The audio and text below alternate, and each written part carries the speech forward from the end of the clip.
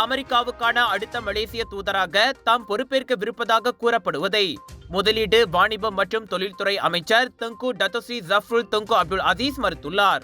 ஆனால் அப்பொறுப்புக்கு யார் நியமிக்கப்பட்டாலும் தமது அமைச்சு முழு ஆதரவை வழங்கும் என்றார் அவர். அமெரிக்காவுக்கான மலேசிய தூதராக இருந்த முன்னாள் அமைச்சர் டத்தோஸ்ரீ நஸ்ரி அசீஸின் 2 ஆண்டு கால பதவிக்காலம் பிப்ரவரி 8ஆம் தேதியோடு முடிவடைந்தது.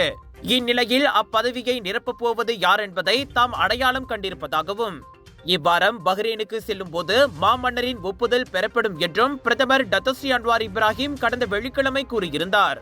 ஆனால் அப்பதவிக்கு ஜஃப்ருலே நியமிக்கப்படலாம் என வதந்திகள் எழுந்துள்ளன.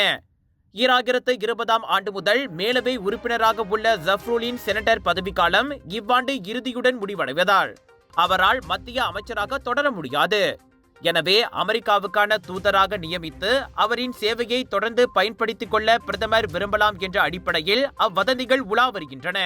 மலேசிய அரசியலமைப்பு சட்டத்தின்படி செனட்டர் பதவி ஒரு தவணைக்கு 3 ஆண்டுகள் மட்டுமே. ஒருவர் அதிகபட்சமாக 2 தவணைகள் அப்பொறுப்பில் இருக்கலாம்.